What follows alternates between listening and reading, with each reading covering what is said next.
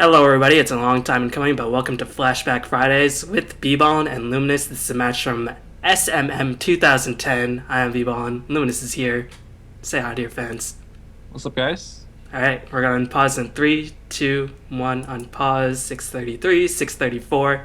This is SMM 2010. This is one of the heydays of Chinese Dota. In this turn, there's nothing but Asian teams. But keep in mind, a month prior, DTS did manage to bring down two of the top Chinese powerhouses in WDC, shocking, well, the audience that actually was paying attention, because Dota 1 pretty much only super popular in China, although it did have a pretty strong audience in Europe. But all these heroes you see on the screen remain largely the same. I'll go over some of them in a bit as we go into the game, because I think I know a bit more of the history, because I actually looked over this game when I was doing the Great Games of Dota History series to try to explain some of the changes. But yeah, SMM 2010. What do you remember? So, 2010 being, I guess, the golden age of Chinese Dota. I think EHOME was renowned as the best team in the world for 2010. And throughout the year, they've been dominating, and they're playing on Scourge today. But I think LGD China, which is playing on Sentinel, did have like an insane 3-month streak where they did not lose a single official game, something like that. So obviously LG China is definitely one of the big contender. I'm not sure what they actually did end up winning WDC 2010, like the entire tournament. I think that's Nirvana China won.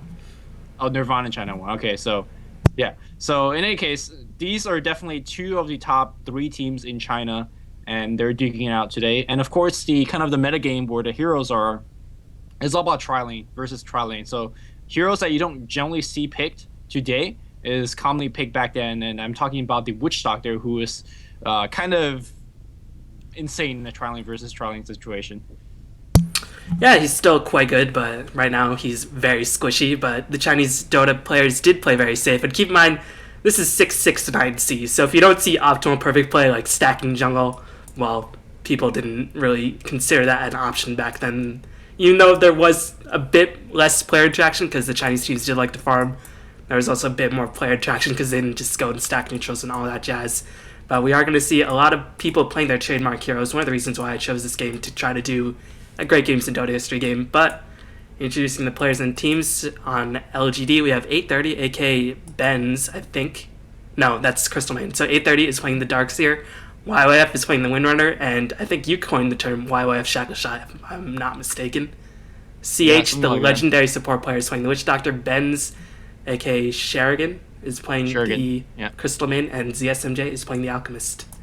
So most likely, or yeah, if you kind of look back to one of our old casts, you'd see GSMJ normally in the safe lane, in the tri lane, but it looks like they're going to dodge that tri lane situation. They're going to put ZSMJ Alchemist mid, and yeah, back in the day, he's still quite good in the Alchemist, in the mid row, but we'll see how he's going to do this game. Meanwhile, on the Scourge, we're going to see 357 or QQQ playing a support Sven, which I'll never believe work, and we'll see if it works this game.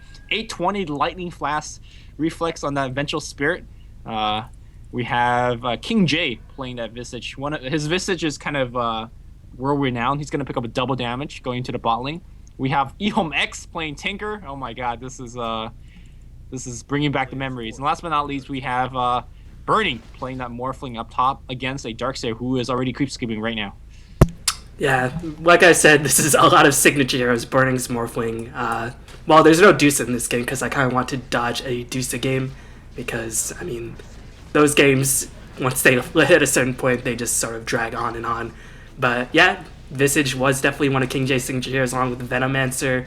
I mean, 820 got a fun name renamed after him in Dota 1 for the Vengeful Spirit, even though I personally was a bigger fan of NS on the Vengeful Spirit, but I think that's because he had better jukes. 820 probably just had better plays overall. X's Tinker, definitely a signature hero along with his Lion. And ZSMJ's Alchemist, not his Dusa, but probably his second most renowned hero. So a lot of signature heroes. I think 830 did have a signature Darkseer as well, so many signature heroes in this. And the main hallmarks of this version, this is 669, so there's no smoke in the seat. Witch Doctor did get recently buffed in 669, only by a little bit. The cast duration stun lasts all the same rather than a bit longer on the initial stun. Now it's just every interchanging stun is the same duration. Alchemist was changed like 2 patches ago, but his damage stun cell concoction did get buffed. Visage, the Gravekeeper's Cloak did get rescaled. He was changed, I think it's 664 to have the ridiculous Soul Assumption or something like that. And there's one more hero that I'm forgetting about. Morphling. Probably Morphling. Yeah, Morphling is... Well, Morphling is powerful because he can replicate his own Manta Illusions, I still think, in this patch. So that's pretty much all the major changes. Buyback was nerfed, I think, a year ago in like 666 or something like that. So those are the main hero changes. Of course, there is no Smoker Seat, so there might be periods of the game where there's just nothing but farming. And that's what the Chinese love to do. Okay, so there's a lot of kind of interesting things going on already in this particular replay that I want to really point out. So if you look at the way that Darkseer has been playing, and maybe you want to scroll back a couple of seconds, Darkseer is constantly like creep skipping, but Burning, instead of just lasting under his tower, is also choosing to actually try to harass Darkseer as he is creep skipping. But as a result, he's losing a couple of lasts under a tower. So there's kind of a play to that. I think Burning, if I remember correctly, actually is going to go Soul Ring in this game, which is quite unorthodox for Morphling. Or maybe I'm going to remember incorrectly, but we'll watch and see. And if he does go for the Soul Ring, I'll talk about that in a bit. Of course, Trialing versus Trialing situation, there is 3 600 range heroes here on the Sentinel side, and they are laying out the harass against a melee Sven, who I think is not farming, but he seems like he's been getting a couple of assets. I imagine King J's getting most of the assets. I'm not sure on that. Well, there's a bit of initiation onto Windrunner as here comes the Cats. Visage taking a lot of damage. Nice shot by YYF as Crystal Main still taking huge amounts of damage. Soul Assumption still reigns supreme as the Trialing King, as looks like the Scourge actually pick up the first blood. Malik level 1 still as pathetic as it always is, but that does scale up, as you all know. Like you said, Burning and Darkseer still continue to duke it out. Darkseer did pick up the Soul Ring recipe. Keep in mind, this is again 669, so no Bottle Crowing except by the P-Noise. No Dragonite mids except by the P-Noise. They were ahead of their days, man. Yeah, they definitely were ahead of the days. And after everybody started doing Bottle Crawling, it heavily got nerfed. Whereas when the P-Noise was doing it... Well, people only started doing Bottle Crow until like the first year after Dota 2 came out. They didn't even do it in TI1. Yeah. But in any case, I think that Trialing versus Trialing situation definitely showcased why Visage is one of the top pick back in the day, because the burst damage was absolutely insane. And also showcased why Witch Doctor was commonly picked, because when the initiation happened, cast just makes it such that you lose so much more damage because your entire Trialing is stunned. And also the Voodoo Restoration actually mattered quite a bit, as it kept his teammates alive for a kind of a long duration until the Soul Assumption came through. So the Trialing is... I don't think if you give up first blood, you lose the Trialing. The score is 1-1. It's quite even there. And I think really it comes down to how the top lane progresses here.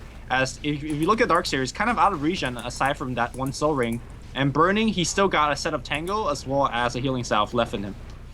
But Burning's been focusing a bit more on denies as well as last hits, which you need to do against Darkseer because you don't want to get him fast levels. Darkseer these days did not go mech whatsoever. I think that was up to his support, probably the Windrunner in this game.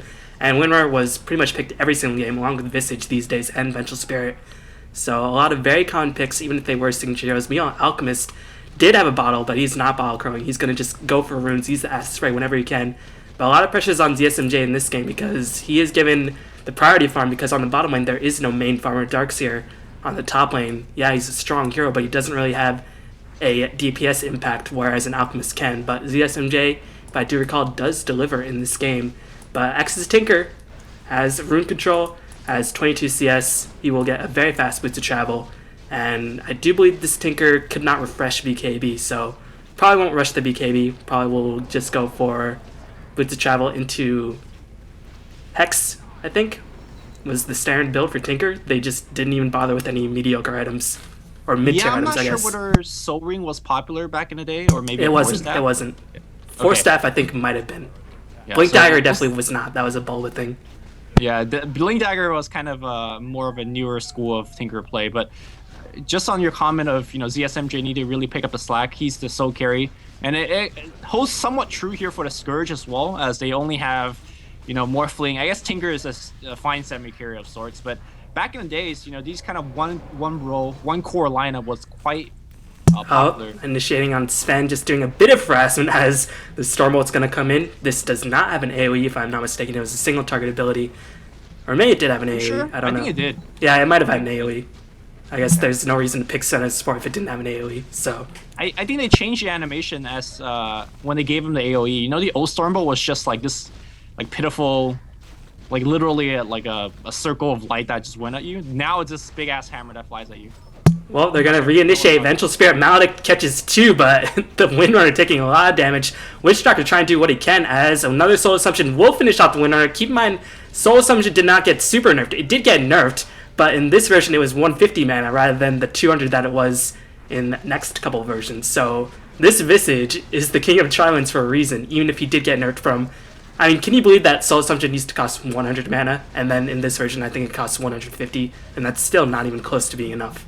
Yeah, that was just insane there. It just showcased the power of a magic wand, or magic stake, which gave Visage the mana, the ability to actually just pop off, 3 Soul Assumption that one team fight, 4-second cooldown, insane cast range. A lot of that's still true today, but definitely showing the mana differences really allow him to cast that third one, which did give him a second kill in that trial lane. Looks like they're going to make a go right now on the Visage. Visage, well, it's going to give a Grave Chill. The Shackle's going to come through, not going to latch, but the cast and now the Frostbite. There is a 1 kill.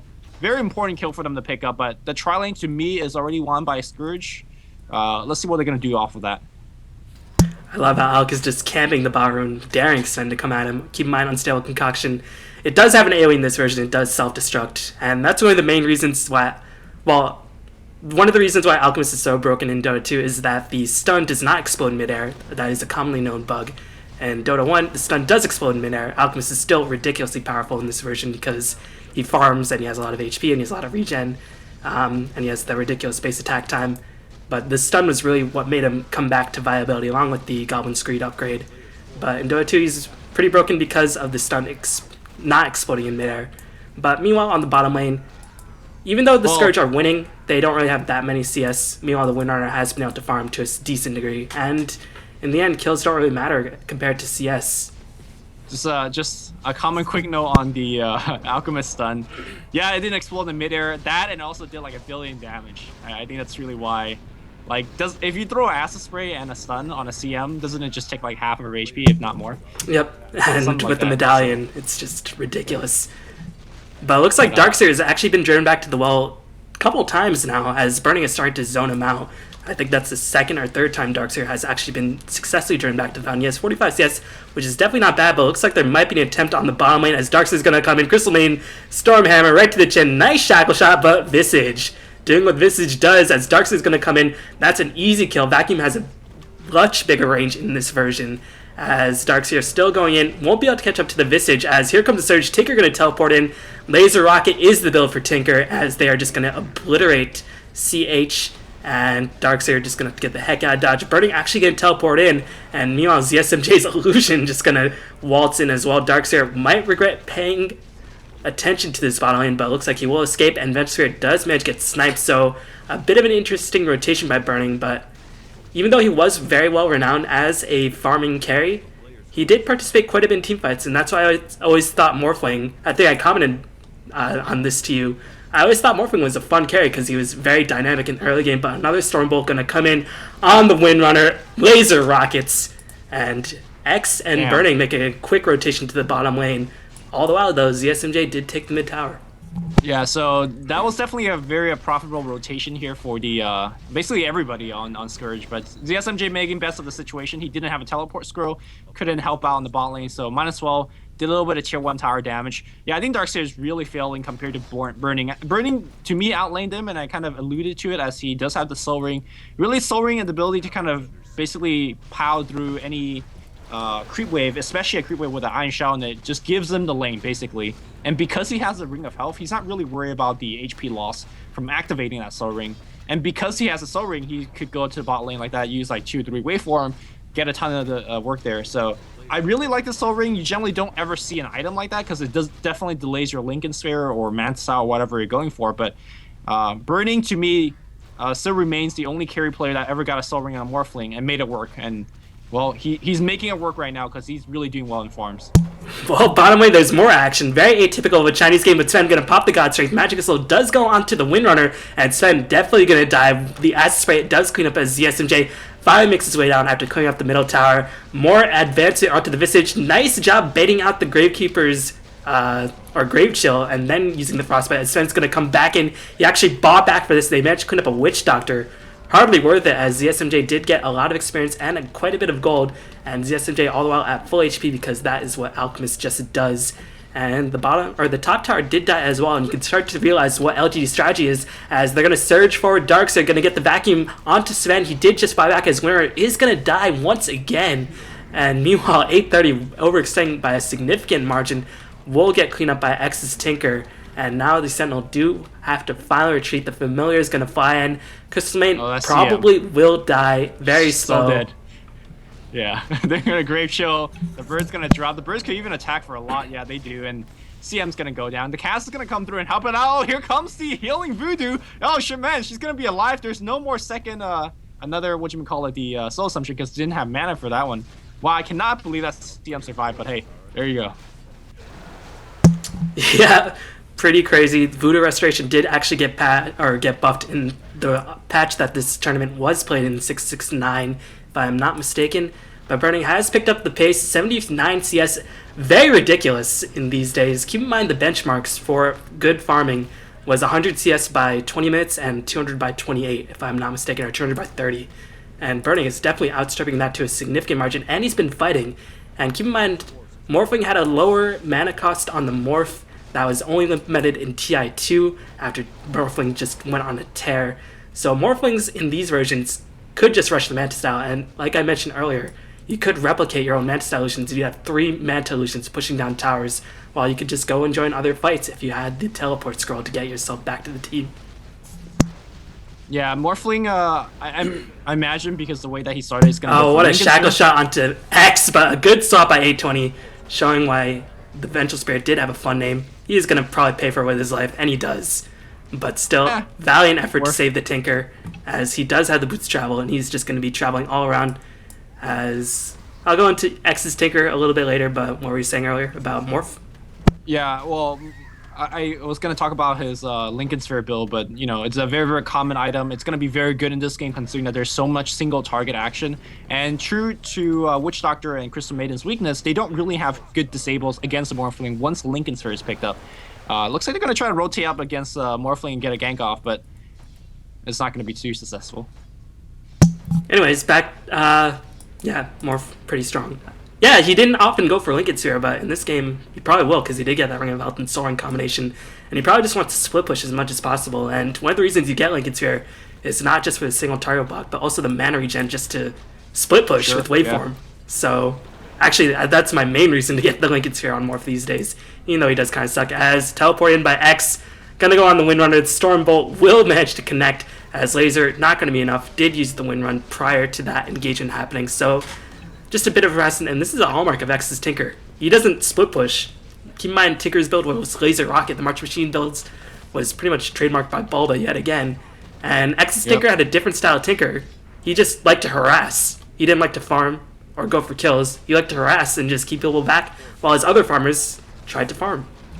Yeah, well, that was really the only way to play Tinker back in the day until somebody says, you know what, let's go March and Machine. So once you get the Breach of Travel on Tinker, you just go around and rocket rearm, like he's doing right now. He's going to bot lane, firing off multiple lasers, going to TP back in the base. So he doesn't get too much farm in doing so, unless you pick up the kills, which he's not being able to. But you're stopping enemy from getting farm, because they're constantly dodging your rockets, they're constantly going back in the jungle. And also notice the difference in terms of playstyle that Sentinel is being forced into. I think 5 to 10 minutes ago, they are engaging non-stop, trying to push towers, trying to engage, as we see a Magic Missile go on the top lane here. Darkseer dropping low. Here comes a swap. A little bit of body blocking here. The Birds are gaining on him right now. We need a little bit of rocket laser action. Look at that waveform from a mile away. They do get the kill. And now, because there's a Breach of Travel already online for Tinker, the Sentinel team can't actually go and aggressively fight anymore, because Tinker is always going to be that +1, and Tinker is always going to be packing heat with his burst damage output. Let's see what you did there. Packing heat, the heat-seeking missiles. Damn, so Louis. Why did you become so cultured? Ever since I watched Rush Hour.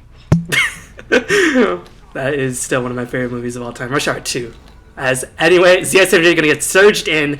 Unstable Concoction, Acid Spray doing a bit of extra damage. Sven has not even dropped the Stormbolt. It's just getting perma-stun. Will finally drop it onto the Windrunner, but ZSMJ does pick up the last hit. Solo Sum just being thrown out spitefully, as this bottom tower is still alive, and looks like EHOME wants to keep it that way, burning 105 CS. And again, like I mentioned, 100 by 20 minutes was considered very good, and burning still to this day managed to outstrip the competition. Only ZSMJ could keep up with him as far as carry players could go. Yeah, and again, you got to keep in mind that at the start of the game, that Morphling was not just trading CS against the Darkseer. He was mostly kind of trying to harass him off the tower. He missed a couple of CS there, and he's also been joining these fights, this one and the previous one that he was been to on the bot lane. So he is not AFKing farming, and he is out farming just about anybody. So just the time that you do spend on farming, you don't miss a single CS, and that's kind of what you get. And he's now kind of harassing on the bot tower, wait for him in against a windrunner, forcing out a wind run. You know, all the meanwhile, just keep on applying pressure, making sure that somebody is always here. And because there's a Butcher Travel online, as you see Morphling now replicates back on the top lane, and I think he's going to try to get the farm up top. Because Scourge does have that Butcher Travel on Tinker, they just have more mobility at given any teamfight situation. So I think they're controlling this mid-game pace quite well. And it's going to be up to LGD China to shake things up. Definitely. You can see ZSMJ's farm really being outstripped. He only has 67 CS, and keep in mind this wasn't the buffed Goblin's Greed, although it was still pretty impressive. Alchemist can definitely come back. I forgot what the old Goblin Greed was. I don't know. All I just remember is... Was it like a static? Well, it's still a static now. I'm not sure. I think it was... You had a cap, depending on the level, I think. Okay. And well, it still does right now, right? Is it just more of a weaker one, or? I forget. I don't know. Okay. Alchemist Goblin's Greed has gotten reworked so many times. Alchemist has gotten reworked so many times that there's only so much history I can do on this hero. And ZSMJ, it was one of his signature heroes, but Morphling, Perseverance, Soul Ring, and has the ultimate orb. And Lincoln's, like I mentioned, not a super common item, but in this game makes a lot of sense. He's fighting, he's farming, and having mana is the way to go about both of those. Me on Darkseer, looks like he's going to go back into a Vanguard. He picked up the Poor Man Shield and went for Ring of Health. I thought he might have gone for a Pipe, but Pipe, not really the best. I mean, it's good against Visage and Morphling, but looks like he's going to go back into a Vanguard. And this Vanguard, it used to have plus 300 HP, now it's plus 275. I still think it was a very common item, if I'm not mistaken, as the bomb tower will get denied. And yeah, Vanguard also drift in and out of popularity. One of those items that got buffed and nerfed and stuff like that. Yeah, there was actually one game where the old GG net with Puppy and Kuroki got 5 Vanguards. All Vanguards. Yep, and I think you did cast this. I think I chose one of this game because you only casted it like once, and there are other Dota games where you've cast it like 3 times. Yeah, this game's coming back to me. I kind of start remembering exactly what's going to happen. But I do want to talk about Alchemist in terms of item builds. Alchemist back in the day, don't go for the item that he's going for now, like Shadow Blade or Luldar's Edge back in the day, or things like AC. The first common item you rush on Alchemist is a Sacred Relic into a Radiance, and that's kind of the idea of, hey, I have a very tanky carry, I'm gonna just run in with my Radiance burn damage and just do a ton of work. Also, it helps you farm quite a bit, so that's why Radiance is a very common build. And if you look at ZSMJ, well, he is flying a courier to the Secret Shop just to pick up that Sacred Relic. No Beastmaster in the Scream to roar that relic off, and we're gonna see a quick Radiance being finished on Alch. I say quick Radiance. 20-minute Radiance is not quick at all. It's not farming very well, but, considering how his team's doing, it's not too bad. Yeah, but Burning is going to have a faster Lincoln Sphere and is going to make his way towards that Manta style, which will definitely be the item choice for him.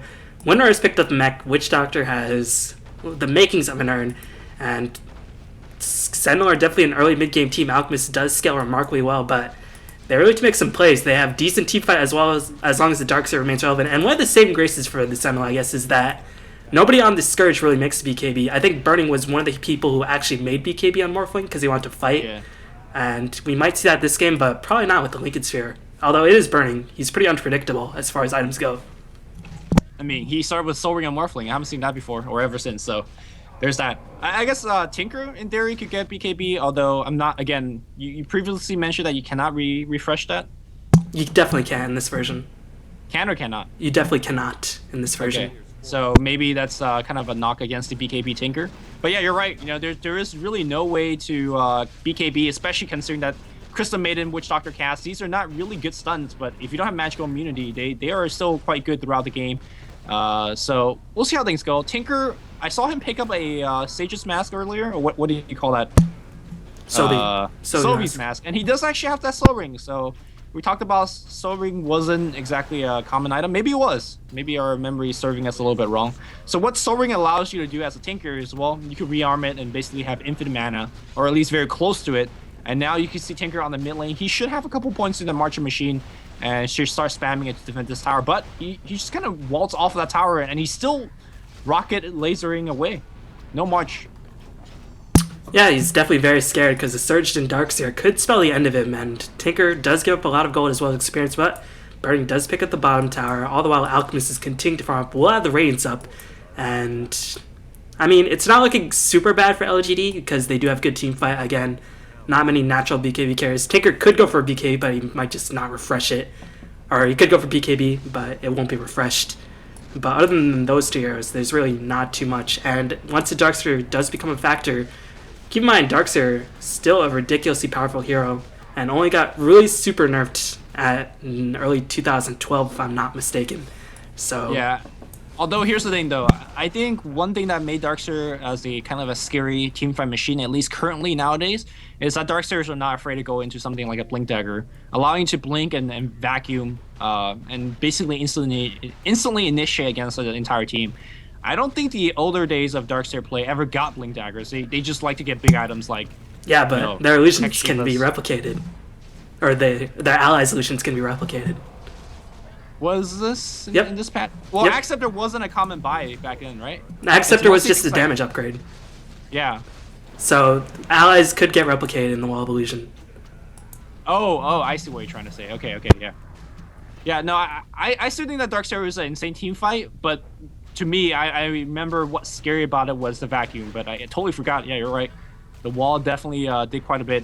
Although with this, speaking of replicates, Morphling could replicate a a Radiance Alchemist and gives them free Radiance on the team, which is, worth 5k. So, hey, there you go. He's actually farming with this Radiance burn on this on these couple of melee creeps over here.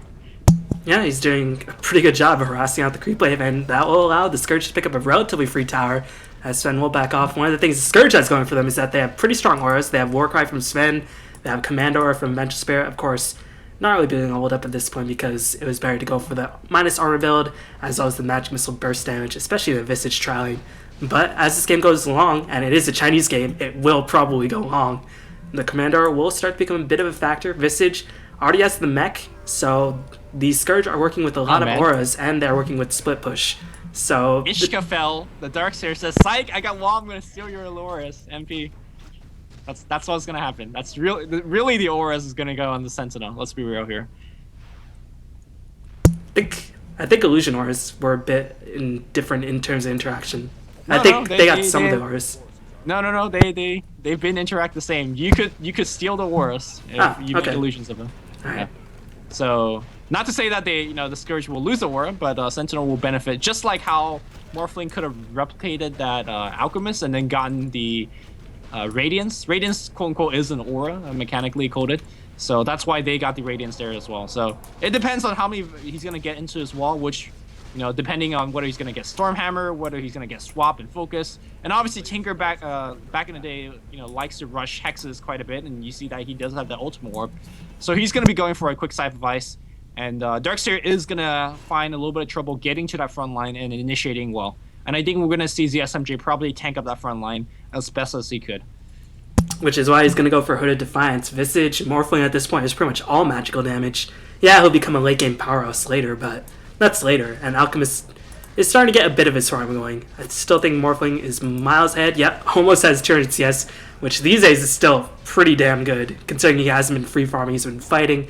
Yeah, he's gotten points where he's free farming, but even by these standards, where the old day farming was pretty pathetic compared to these days, is still pretty impressive by Burning. But Burning does as Burning does, and he will always remain an impressive farmer. But all the while, it looks like there's a bit of a Mexican standoff, and in this case, you always have to favor the team with the Tinker as well as the Morphling, because they can split push, they can be annoying, and the Sentinel have to react rather than being the ones on the offensive.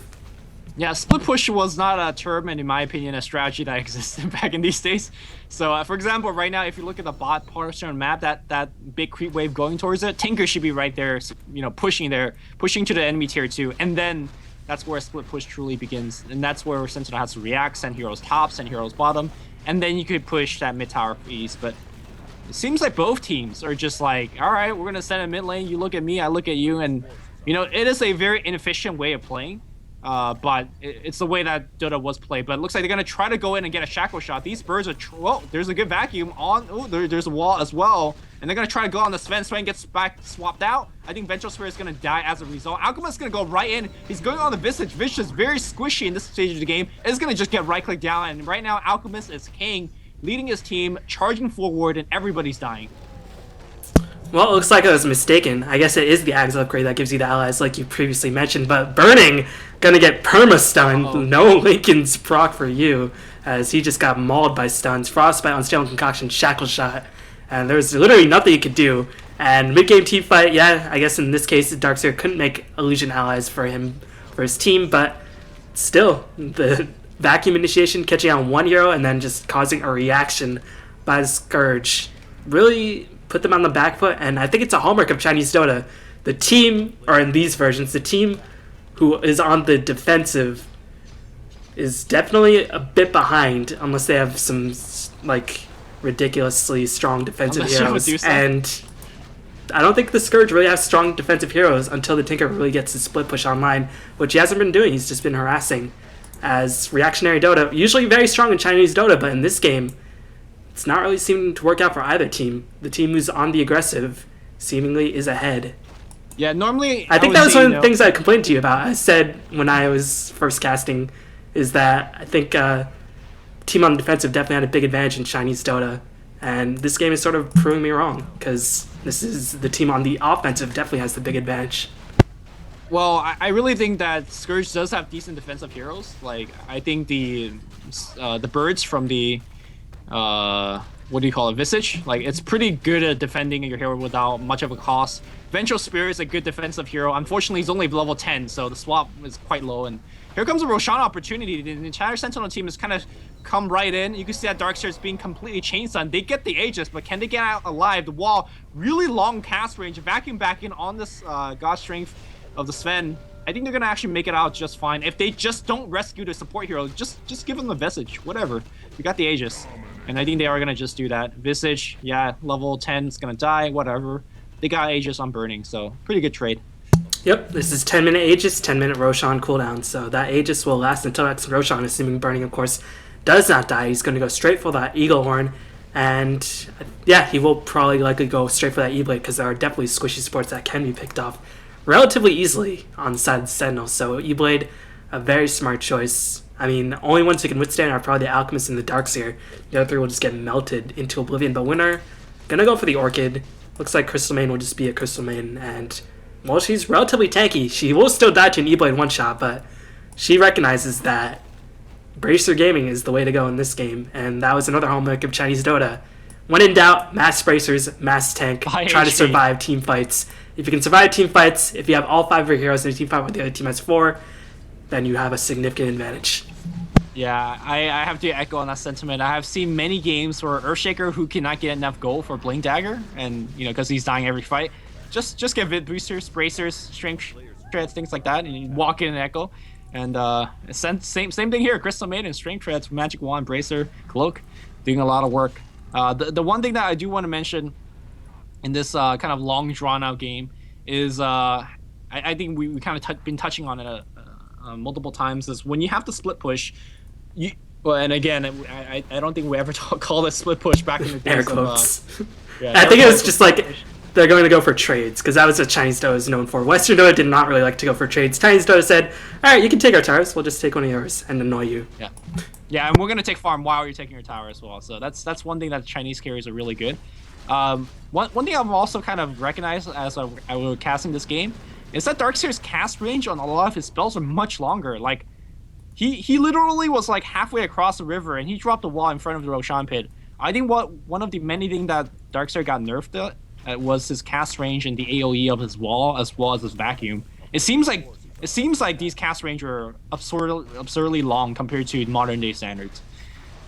Yeah, I think so. E-Blade onto Alchemist. They're going to do a lot of burst, but that pure damage laser not going to do enough. Move, command, follow onto the Alchemist by burning, but Alchemist is just a bit too tanky. He's charging up his stun. Will unleash it onto the replicate. But that Hooded Defiance along with the Radiant Burn. But they're doing a good job harassing Alchemist. He does have Hooded Defiance regen to get him out of trouble. And all the while, Darkseer is farming up. And this is starting to fall back into the bit more of the patented Chinese Dota 1 style, which is just run around the map, don't 5-man, let's farm and farm until we get our major items. And what are the major items in this game? Maybe a Winter or Orchid? I don't know what the major item is for Alchemist in this game. That's what I'm a bit concerned about. Probably a...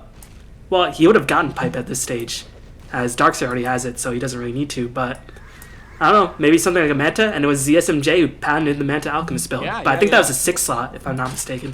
That is the 6th slot. I'm actually not sure whether ZSMJ normally put a Hooded Defiance in his Alchemist build. Generally, he leaves it as a Cloak, because you have such a big HP pool that Cloak generally is enough, but I think in this game, Hooded Defiance is actually a good choice, considering that there is Shotgun.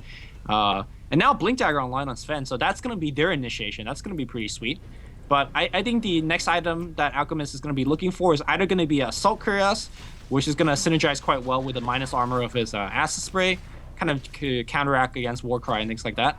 Or it's going to be a Heart of Tarrasque. So, I don't know. I personally would go for Heart here, just to be like ultra mega tanky.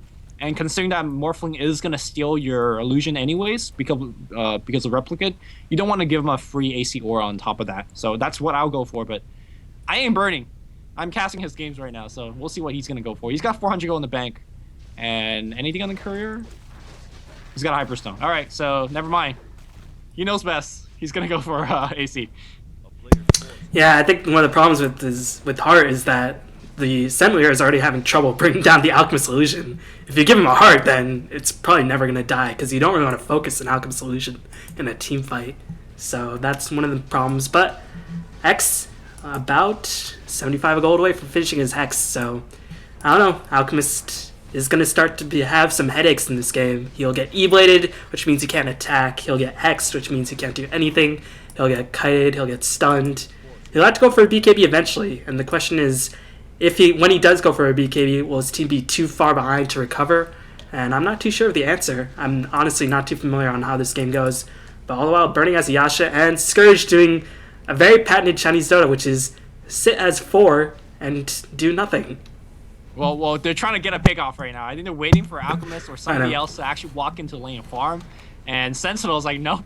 Yeah, keep in mind there's no smoke to see in this version, so this is one of the only ways you could actually do pickoffs securely. Right now, Alchemist is being shown, but Sentinel, if you look at them, they have like 4 heroes behind the Alchemist. So they're saying, you know what, you could jump on our tankiest hero, we don't care. And if you do jump on him and waste every spell on them, you're going to actually pay. And I think actually that's the game plan here for Scourge. They're going to try to blow everything on Alchemist and kill him. If you look at Burning, he has 1 strength.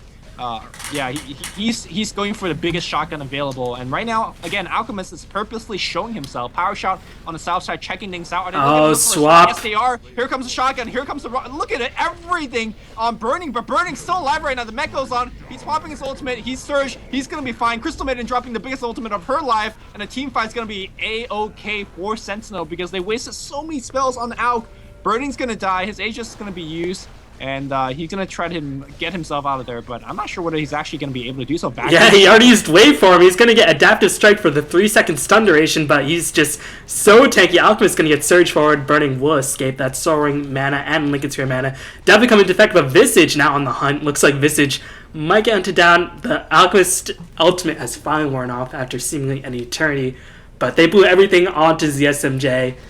And Darkseer and Witch Doctor and Crystal Main showed that the team fight was not all about the Alchemist in terms of DPS. Yeah, it's all about the Alchemist in terms of surviving, but in terms of DPS, without BKBs, the Sentinel team fight is still very, very strong.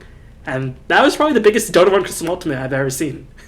Yeah, I think that was one of the closest team fight ever. I think, for example, if they did burst down that Alchemist, that team fight, I'm not sure if it would have been completely a Scourge victory, because essentially it would be still the same situation where Scourge is out of spells, Sentinel had all their spells, and they, obviously the damage came from Witch Doctor, Crystal Maiden, and the Darkseer. So I still think if essentially they would have basically still won a team fight, but maybe Morphling didn't need to lose the Aegis there if they did kill the Alchemist. But obviously that's not what happened. They didn't kill Alchemist.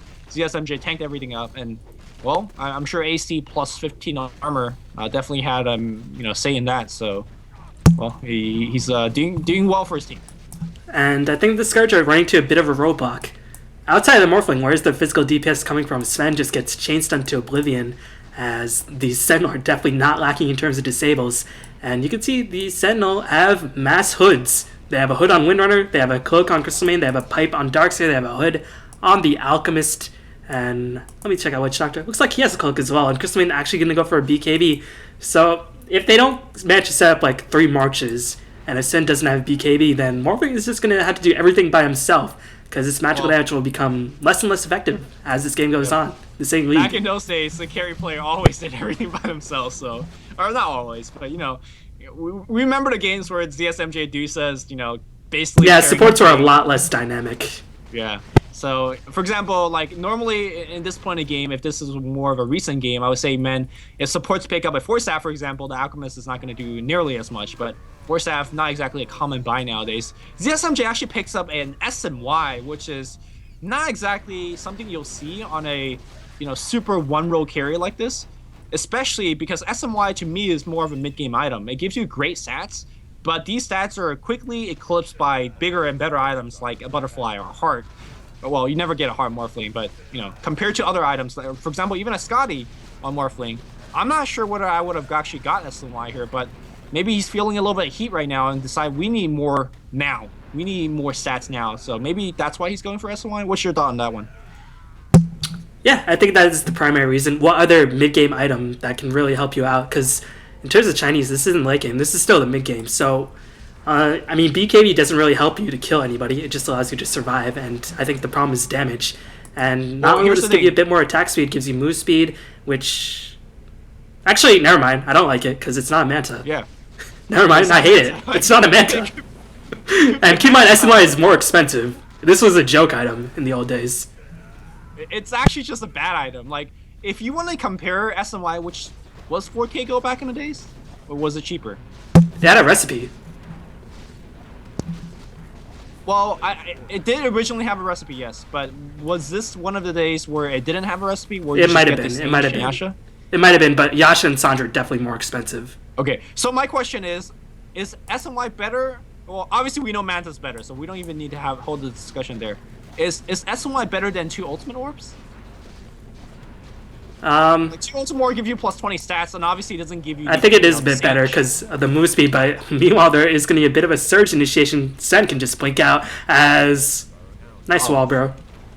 Okay.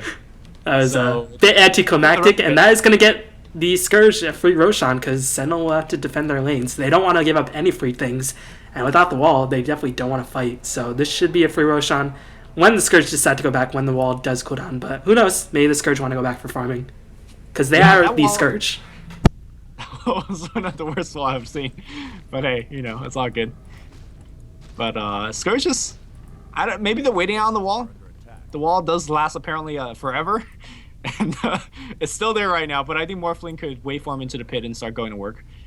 I think wall duration has been the same in every single version of Darkseer, so this wall should last 45 seconds, and then it'll go down like it just did. Does it really last 45 seconds? At level 3 it does. It's 15, 30, 45. I play a lot of Darkseer. That's a long time.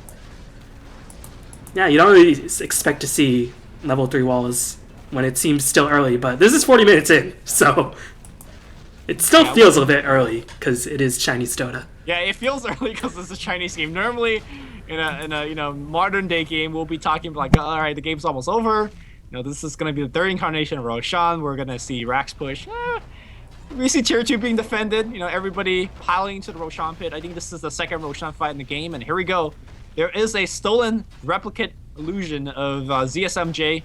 Giving them Radiance, giving them Assault Cuirass, and it seems like they are going to get Roshan unless the Radiant team, or Sentinel team, just going to pile in, and they are going to try. Well, this time they're going to chain stun the Windrunner, recognizing the importance of taking out the mech, but the mech is popped. Looks like 830 does manage to pick up 820, as where's the wall? The wall has not been dropped. Crystalmane trying to teleport out of there. A bit ambitious, to say the least. Morphling does have Aegis, and looks like he'll immediately lose it. He's so tanky, though, as X comes back in. Nice blink stun by the Sven, and Morphling is just continuing to survive. And will pick up the Witch Doctor as well. The SNY coming into effect as he is slowing down. Tinker will pay for it with his life as Alchemist and Darkseid are still running rampant, but the Alchemist ultimate has finally worn off. Surge going to cast it, a bit mistimed as Alchemist just getting perfectly chain spun by the familiars. 830 does pick up a double kill, but Morphling has not even lost his Aegis. And I think Darkseid will escape. But no, I don't think he will. Give him the shotgun in the face. Oh, Adaptive Strive. Here comes a Hex on Tinker, and it's going to be a perma-Hex. He's surging himself out of their waveform, providing sight. There's the slow. Where's the second Hex? Tinker getting in position. There's the second Hex, and, well, there you go. Okay, before people telling me, oh, SMY won the teamfight, A, I call that bullshit, and B, I really think that's how Scourge took the teamfight differently. They just did not give two hoots about ZSMJ. They just pile everything on all the other squishy heroes. They went on the Windrunner, didn't kill their, forced her back, and then they went a Crystal Maiden, easy food for Burning, and then they went on the Witch Doctor, easy food for Burning, and then they went back for the kind of the core heroes. So I really think that's the correct way to fight, because right now ZSMJ, he doesn't do much. He's a melee hero, melee carry hero at heart, and he doesn't have, you know, the big damage items. So until he gets that, you can't safely ignore that Alchemist. Well, I think the biggest problem is there isn't a wall because it was on cooldown. That's true too. And a giant creep wave going to come in on the bottom towers. I think Burning will stick around for it. He doesn't have a replicate, and this tower will definitely take a lot of damage, to say the least. And looks like it'll probably even die because there's no reinforcements. But Burning just going to back the heck out before he gets smacked the heck out, as he'll just escape. I like that he's holding onto the wand. I always sell my bottle before I sell the wand. I disagree with that choice. Because I'm inefficient. I'm inefficient, but I love my magic wand. As Burning will come back, will deny the tower, or ZSMJ. Oh man, he's got Lincolns, he's got shotgun. He should be afraid of nothing. He's got Aegis. I don't know, but you know, Burning. That's why we call him the one of the safest carry ever. Not because he's like a passive player, but he just doesn't make mistakes. He doesn't give up free kills. And sometimes he gets a tower denied like that, but he doesn't ever throw a game. Have you ever seen Burning throw a game? I personally haven't. I don't know.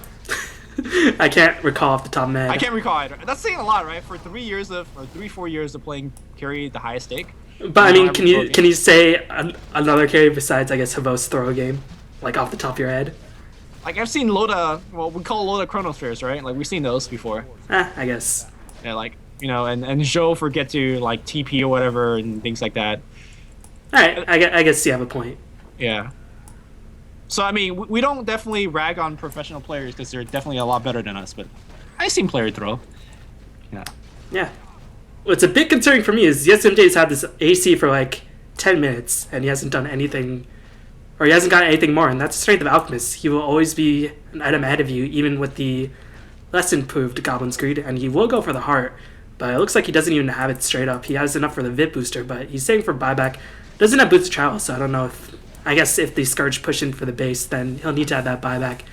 But yeah, you saw actually in the last fight, Tinker bought back to secure the kill in the Dark Seer. And keep in mind, buybacks pretty much only cost you a cooldown and some gold. And Tinker, once he has a Hex, what more does he want in life? He's going to go for the BKB as Crystal Main, and Viz is toying with death. And this is a bit of an atypical Chinese game, because there's no gem to counter ward. Yeah, at least generally that's where you really apply the chokehold. When you're winning, you get the gem, and then you just shut down complete map control. And I'm surprised, like you said, there is no gem purchase after the successful teamfight for Scourge. I think Scourge don't really feel like they're winning because they fought the fight without the wall, and they still don't have a BKB on anybody. But once Sven and Tinker pick up BKBs, then they might see the gem chokehold being applied. Yeah. So Morphling picks up a butterfly, which is really gonna basically make him a Superman at this point. Also, like you said, even though ZSMG picked up that Reaver, sure it's an item progression, but there's really no item that you could pick up on Alchemist in this stage of the game and transition him suddenly from a normal carry to a hyper carry where he is in the front line and dishing out a ton of damage. It's not like a Spectre picking up a Radiance. It's not like, for example, the shotgun being picked up on Morphling. It doesn't feel like it's a big jump in his strength level, power level. And so even though when he finished the heart, I don't think that the situation is getting any better for the Sentinel. I think they only win fight if they have a good coordinated, you know, vacuum wall, Crystal Maiden ultimate, and hopefully your Alchemist adds in his say in terms of damage output. I think they need this Alchemist to 6 slot out, and even then, I'm not sure whether he can outcarry a Morphling. Well, that's where the problem with the Morphling and do so. Like, when they're 6 slotted, they beat everybody in these days. And well, I disagree though. I think if we are in the current metagame where there's things like Abyssal Blade, for example, I Yeah, think that's Basher definitely was Abyssal Blade was like 672 or something like that. Right. The Abysmal Blade, as Yeah. you affectionately termed it, but Basher was a joke item. And like you mentioned, I mean, MKB wasn't even a solid choice on melee heroes because they would just get kited into oblivion. As I think it'll be up to the rest of the Sentinel utility cast to really get their game going. Winter at the very least has a Orchid, and Darkseer will have the Hex relatively soon, which is why he's farming up, as he will have the Hex in about 200 gold. But all the while, the Sentinel are losing control in terms of towers and in terms of map presence. And now I think the Scourge might be feeling a bit more confident. We might see a gem, and there's a gem just as I said that. There you go. Yeah. Because they took pretty much the last tower, tier 2 tower. There's only one mid, and with the side lanes being pushed in with a Tinker and a Morphling, you're going to have to defend your side lanes, and that will leave the mid open eventually, especially without any strong initiation onto the side of the Sentinel.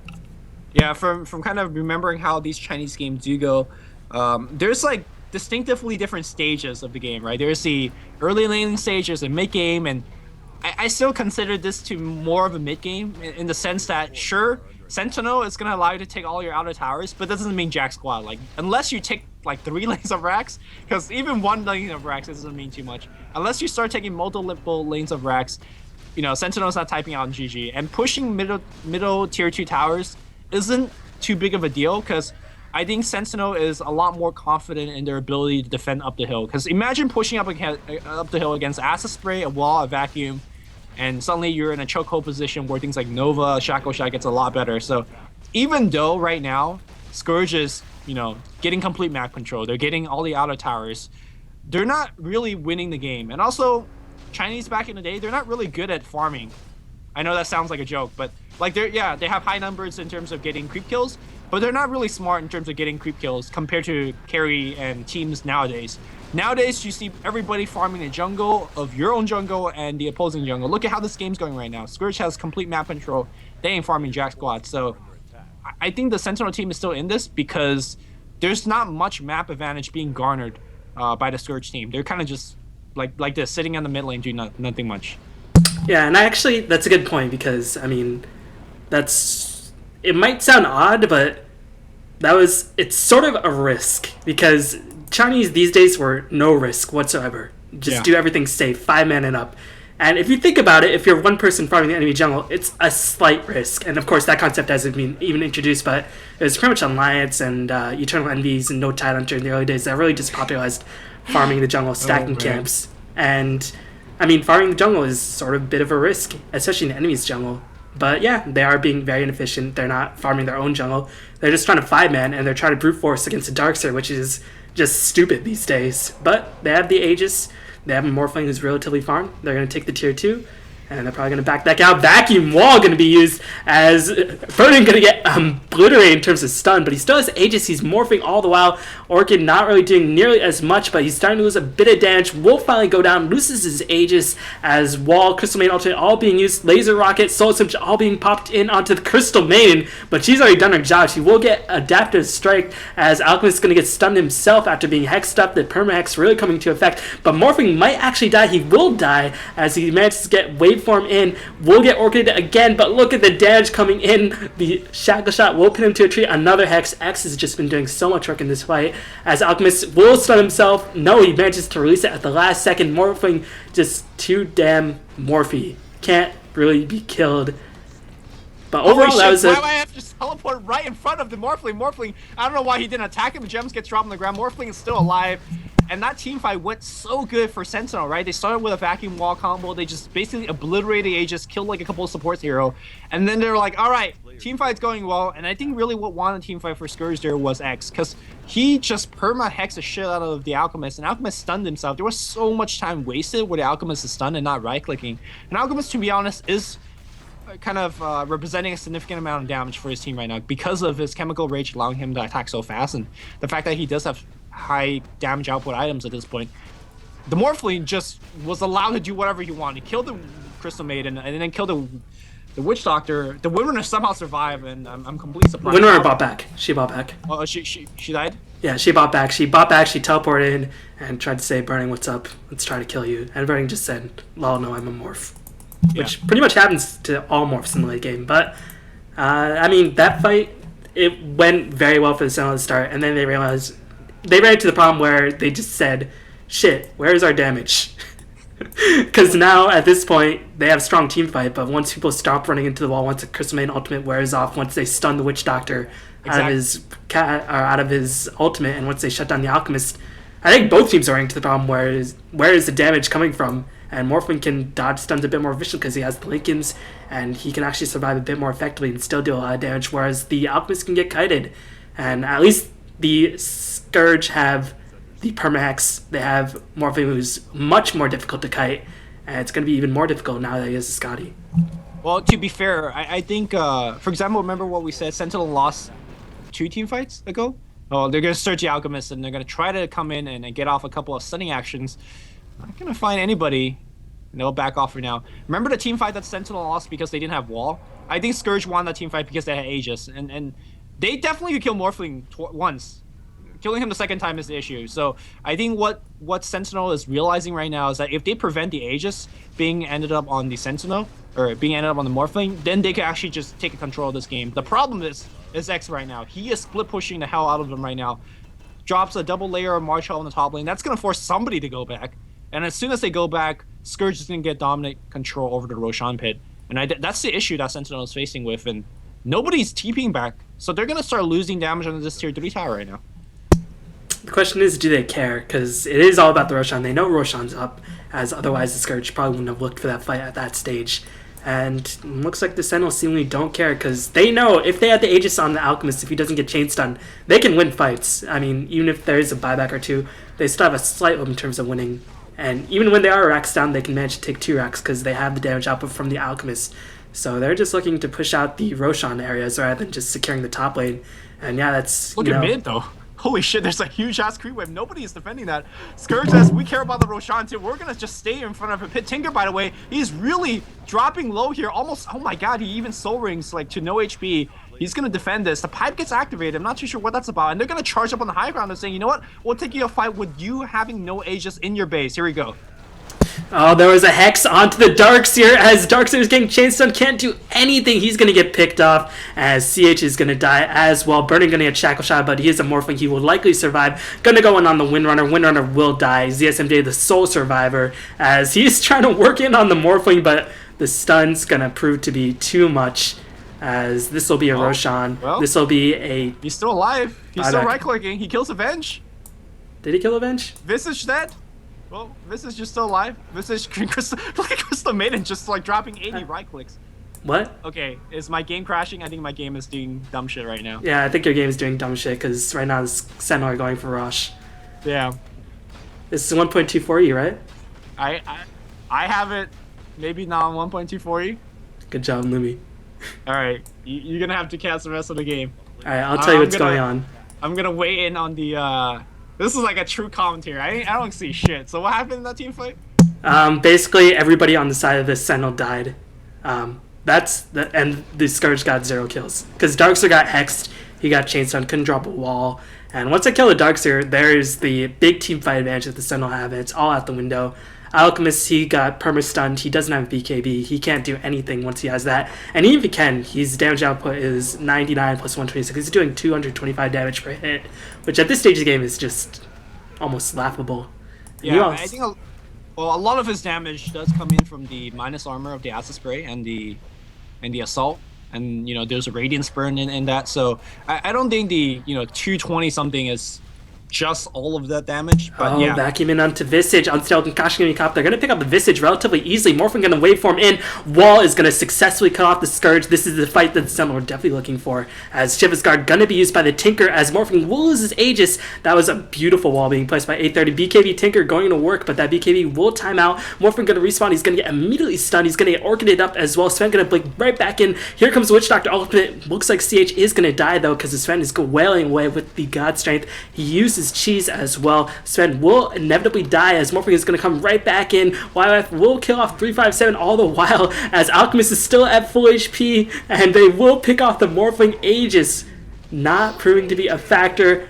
YYF gets a triple kill. Morphling will buy back. And Sentinel hold, but that was all the Darkseer, and that was something you mentioned earlier. Pushing up the high ground against the Darkseer. against a Witch Doctor, against an Alchemist. Just Is not this a something mid you want push to do. or a bot lane push? Hmm? Is this a mid push or bot lane push? It was a mid push. Okay. All 5 mid and all 5 mid defend. And they have a Darkseer. And Scourge all die, right? So Scourge all die. Lose Aegis, lose everything. I do actually want to take this time to talk about the reason why the Windrunner got for Orchid instead of Hex, which is normally a much more common item as an endgame item. First of all, YOF really likes Orchid because every time you get a component of that Orchid, like the Oblivious Stash, it gives you good stats. You know, all of it could be used by Windrunner. And I think against Morphling, especially in this particular scenario... Hold up, Vacuum going on to the Tinker, disrupting his Witch Child, but it looks like an immediate return Hex onto the Darkseer, but looks like Tinker will escape. There wasn't any follow-up, otherwise that would have been a dead Tinker. And let me just check the buyback cooldown that You're a Noob, the webmaster of DC, did ask to be implemented in Dota 1. And I guess Tinker was the only one who didn't die in that team fight earlier. Okay, so back to the Orchids. Orchids, to me, I'm not sure whether you agree, is actually better in this situation than a Hex. Because against a Morphling who is under like heavy duress, being focused by 3-4 heroes, Orchid is essentially a 5-second disable, whereas Hex is only a 3-second. So I really appreciate the choice that he actually went for Orchids, and we can see how effective it has been in terms of getting these kills. Because the silence is really a true stun on Morphling. And Orchid also gives you just more physical DPS, which is something that the Sentinel were definitely lacking outside the Alchemist and the Darkseer wall. And if the Scourge just don't run through the wall, then they could have this, but I mean, considering how this game is going, both teams are 5-manning up and trying to 5-man each other down, which is why Darkseer is proving to be such a nuisance. Darkseer might not be irrelevant in this game whatsoever. Meanwhile, Alchemist has finished the Mantis style. This is a ZSMJ build because the illusions are so tanky. And before in Dota 1, there was an interaction where you couldn't metamorphosize effect and use illusion effects because the metamorphication would get dispelled, and that's why Dragonite or Terrorblade could not pick up Manta. But that was changed like 5 versions ago. So Mantis style Alchemist, very strong, very tanky illusions. Don't necessarily do a lot of damage, but they are just annoying. They have Radiance Burn. Of course, Radiance Burn don't stack, but they can just chase people around, still do decent damage to a certain extent, as Darkseer are going to search forward, go onto the bench. Darkseer gets immediately hexed. Will they be able to chain some of the Darkseer down? He was searched all the while. Looks like ZSMJ will pick off 820, but Burning does kill off CH. In the meanwhile, that's Witch Doctor down, as 357 going to die as well. Burning picks off the Darkseer, as looks like there is no wall in this team fight. X is going to get killed off. X immediately buys back. Burning going to get chain stun into Oblivion. I think this might be the point where he realizes it's BKB, but X TP's in at a clutch time after buying back. Manages to hex out the Alchemist. Burning picks up a triple kill. And this might be the first set of barracks, as the Acid Spray not going to be nearly enough. Alchemist still at full HP all the while, but Tinker is just proving to be the MVP in this game. Just hexing everybody, and this is why no BKBs in this game is honestly a bit puzzling, as Alchemist going to stun himself, Sen going to come in with the God Strength, Morphling will go to work, another hex onto the Alchemist. ZSMJ will likely die. He's so tanky, going to Mantis Split, still has his ultimate on all the while, so he's regenerating HP, Morphling getting to very low HP, and ZSMJ is going to turn and fight, trying to bring down the Morphling. He doesn't have enough damage to go through the Morph, however, he's going to get hexed again by the Tinker, as the tower going to work on to Burning. Burning will die, as ZSMJ just too tanky. Witch Doctor comes in with a perfect cask, going to try to go work on Visage, who is Maliked up, but Visage just too tanky. Sven will die to the Radiance Burn, as the middle barracks do get cleaned up, but Morphling going to immediately buy right back, as I think it has been 5 minutes since the last time he's died. Maybe it hasn't. Maybe there is no buyback. Or 4 minutes. No, it definitely has been. Like, the game is going in a sort of fast pace, but there's so much action in between that it doesn't feel like it's a fast paced game. But yeah. Well, I don't have much else to keep track of, so I could tell you that it has been 4 or 5 minutes since the last buyback. So basically what happened is that these Scourge realized no Darkseer, no problem. But what they didn't realize is that sticking around after taking the middle barracks, I mean, to be fair, they thought they had a free kill on Alchemist, and Alchemist just shrugged off every bit of damage because he has insane regen, insane HP, and will just eat it all up. They managed to kill off Burning. They realize he doesn't have buyback anymore, and they're trying to go in on the offensive, and they realize they need to protect the Darkseer, and this is where Blink Dagger Darkseer, which was not invented, would have come into very good handy here, as Darkseer is their initiation, he's their team fight, and when he gets killed off, that is just going to be abysmal for the side of the Sentinel, but Darkseid drops a wall from half screen away onto the back lines of the tier 3 in the middle tower for the Scourge. BKB Morphling finally being exposed as Burning immediately picks off the Crystal Main. Now going to work on Darkseid. Darkseid trying to run away, but you can't run from this Morphling as Scotty. Venture Spirit comes in with the Magic Missile as well. Witch Doctor getting cleaned up. Shiva's Guard Tinker just slowing down everybody. Windrunner gonna get stunned into absolute oblivion. Meanwhile, ZSMJ still at full HP, but they're just ignoring him because he just does not do enough damage to respect him. They kill off everybody, leave ZSMJ for last, and then they escape without losing anybody. ZSMJ will buy back. Terran going to teleport to the bottom lane to try to push out that wave, as the Sentinel are definitely running into a bit of roadblock, but it looks like Burning going to teleport, and Mantis Split going to be happening onto ZSMJ. More action on the tier 3, this time on the Sentinel side. They're going to go to work onto the Tinker, but Tinker correctly identifies which Alchemist is the real one as he manages to hex out the real Alchemist. Glyph going to be used, but Burning is going to die. He does have buyback, as that definitely was not 4 minutes. I'm mistaken. Maybe the buyback there was no cooldown. Yeah, I thought for sure, but I don't know. Looks like Alchemist's gonna run out of Chemical Rage. He's gonna get swapped right back in, as here comes the Shiva's Guard Tinker. This fight on the bottom lane, Sentinel Barracks is just asking Eternal Crystal Main. She is nothing more than a damage sink at this point. Just throw all your spells at her, she will die. That's her pretty much sole purpose. Tinker gonna get stunned up by the cast. Witch Doctor will die to the familiar. Sven gonna die as well. Visage gonna get cleaned up probably by this Alchemist. Grave Chill gonna be used. Visage will escape. All the while, Burning says, time to secure objectives. Gonna go in on the top lane. Will kill off the tier 3. Will kill off the melee barracks. Vacuum not gonna work because Morphling does some quick fingers. Will activate the BKB. And now Burning BKB. Is it going to run out? Looks like Alchemist... No, here comes X by the Darkseid. They're going to try to finish off the Morphling, but he is just too difficult to kill off before a mere Darkseid Alchemist combination. That fight lasts an eternity, but the Scourge are the clear victors. And the Sentinel is just running out of gas. Is this where... Has that fight happened where Burning gets like a double rampage, or is that a different game? It might be a different game. I don't know. Man, he's playing Morphling. He's just like going to work. Are you sure it's not this one? I don't know. What happened to the bot racks? I don't know. If it is, you're spoiling it. You're spoiling it. No, man. Okay, maybe I am. We'll see. It didn't happen in this game. Or it didn't happen yet. It might happen in this game. I don't know. Just real fast, what minute you are in the game? I think I found the replay and I found the YouTube VOD and I'm just like trying to follow through. 1:13:25. Oh, minute in the game, 63:43. 63. That's the in-game Dota clock. No, never mind. I found the wrong VOD. I can't find a YouTube VOD of this game. The fuck's going on right now? Oh man, I chose a game that you didn't actually cast. Are you sure? I don't know. This game has to be like there should be a YouTube VOD up there somewhere, right? I guess. Maybe you deleted it in a fit of rage. Holy shit. Because you totally have fits of rage. Note to public, let me actually never has fits of rage. I do. When we play posts. Well, Roshan is gonna die. And the Sentinel are, I mean, they have bottom barracks. That's pretty much the only thing they have going for them. But just the damage is not able to be matched on the side of the Sentinel.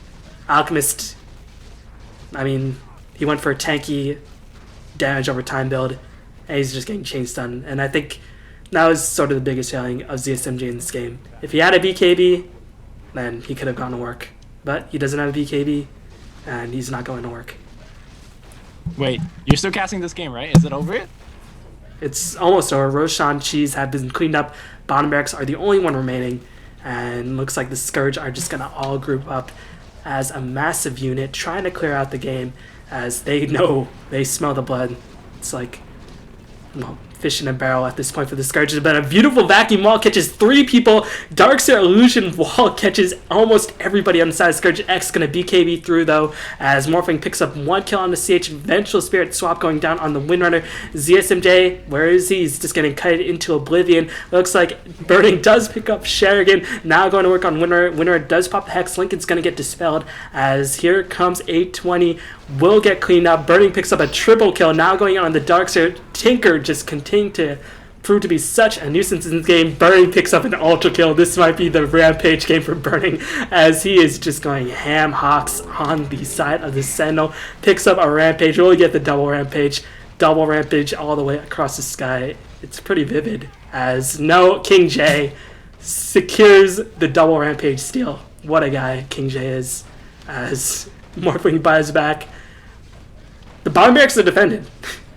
But Morphling just going to buy back, going to clean up the bottom barracks, and this will probably be game, set, and match GG called by ZSMJ. Well, I'm sorry, guys. I spoil it.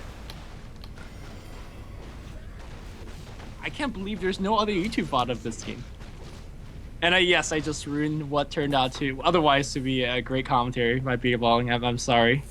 It's okay. But, it's an old game. Nobody cares anymore. Warcraft 3 versions. No, I care. Holy shit! I want to see the end of that game. I want to see that double rampage. I guess I have to go to. It was a single rampage. King J stole the double rampage. King J, what a noob. He's a douche. But yeah, that was Flashback Fridays. How'd you like that, Lemmy? I know you're a busy man. Apart from not being able to finish the ending. I don't know. Actually, I think this game. Well, there's definitely a lot of like back and forth, and because once he hit a certain point, it never really was in doubt. Right. Like, but the back and forth happened. You know, the one fight where they couldn't blow up ZSMJ, and then the Dam just took over. I remember that one fight in the river where Darkseid dropped the wall for no reason, and then they were forced to take a fight without the wall, and they lost pretty badly. And then double life from Morphling, and just went to work. I think this game was quite spectacular. Like, it was quite back and forth, and yeah, sure, it wasn't much in doubt towards the end, but I think the Sentinel could have made it in doubt had they just gone. I mean, they went for appropriate item decisions, but in the end, it was just X. X just tore through the Sentinel. Perma-Hex onto everybody that was important. There were no BKBs, so... No BKBs on the side of Sentinel whatsoever, but overall, did you enjoy that Flashback Friday, Lemmy?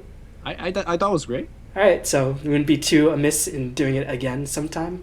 Well, I can't get my version switcher to work. I try to... Alright, that sounds like a deal. That means you're committed now. Yeah, okay. That was the whole point. Alright, good. So Flashback Fridays, let us know what you like, or if you liked it or not. We'll try to fix Luminous' Warcraft 3. I might play some ladder Warcraft 3, because, I don't know, I feel like it. But that was a pretty fun game overall.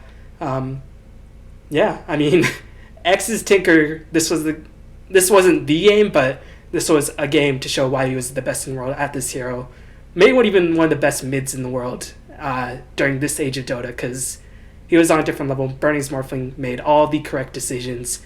And in the end, LGD just got outgunned despite fighting valiantly. But yeah, a really intense game. Hopefully you enjoyed that. Any last words? All the right moves in all the right places. That's Burning for you. You sound like you have some first-hand experience with that. There's some behind when you the said scenes... all the correct decision, you know that song? You know what song I'm talking about or no? No. All the right moves. Holy shit! All the. Is this Lumi Chow? One Republic. One Republic. All the right moves. Oh man. Go listen to that. Okay. Alright, I'm done. Alright. Thanks for watching, guys. Hopefully you enjoy that. Let us know what you want to see next. This is Lumi. He's alive. He's here. So, yeah, that's it. Check out his blog, Luminous Inverse. Follow him on Twitter, @LuminouSinverse. Follow him on Facebook, Luminous. And go suck his dick. I'll see you next time.